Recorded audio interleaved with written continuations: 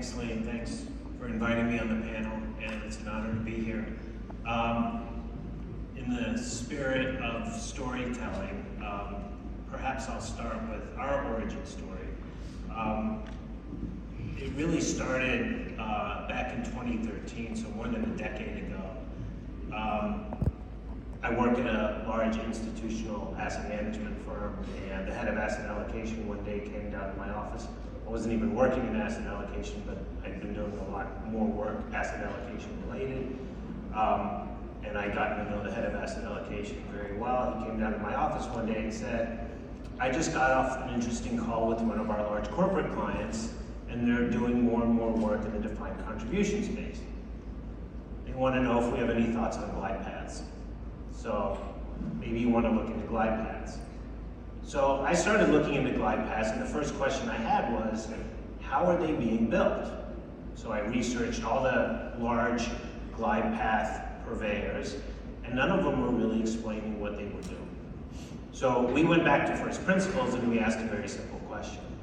And that question is, what is the risk that the asset owner faces? And it was very intuitive to us that that risk is they don't have the money they need when they need it. Risk is not volatility, it's they don't have what they need when they need it. Why don't we build portfolios to minimize that risk?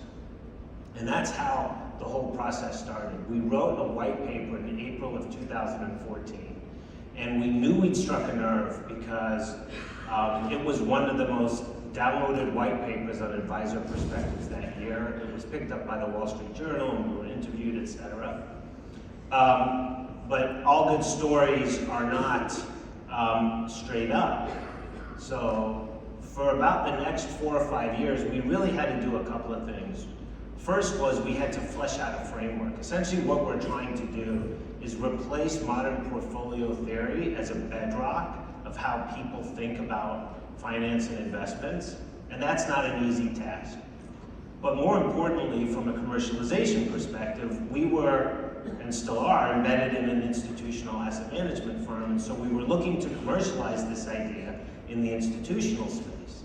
And it took us an embarrassingly long time to realize that the institutions in the retirement space are not early adopters.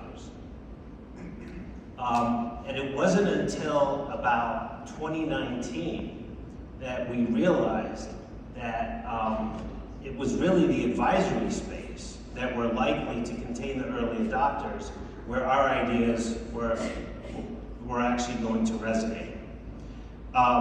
So why does this matter, and why is it resonating with financial advisors?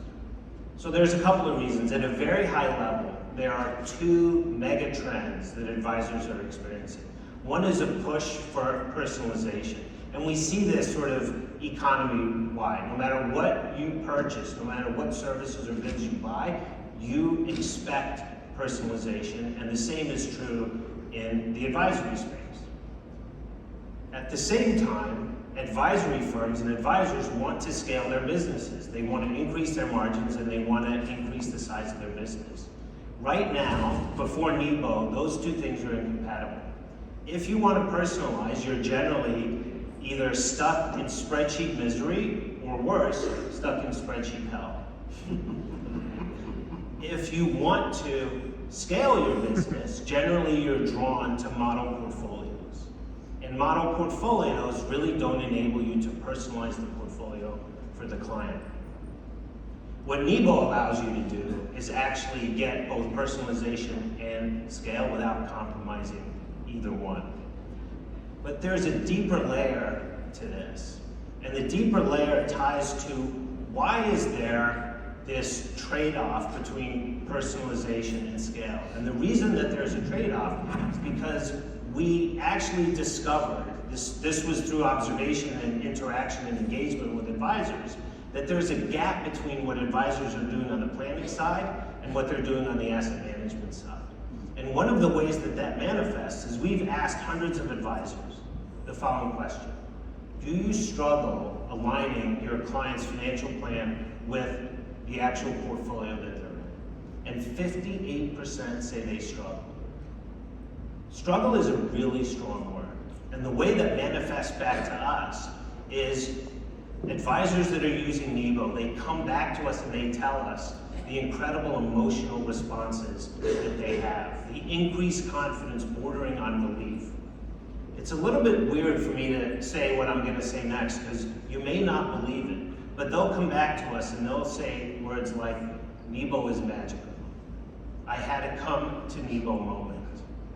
And we think this is a manifestation of the struggle that is being relieved by the adoption of Nebo. It's giving them understanding and confidence that they're aligning the client's goals and objectives with the portfolios that they're actually putting them in.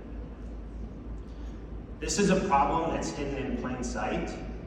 This gap between the plan and portfolio. Asset allocation is an often overlooked component of the investment management process. It is arguably the most important component, and that's effectively at the core of what Nebo is solving for. Personalized asset allocation for each client based on their wants, needs, and circumstances. And once you see it, you cannot see it. Awesome.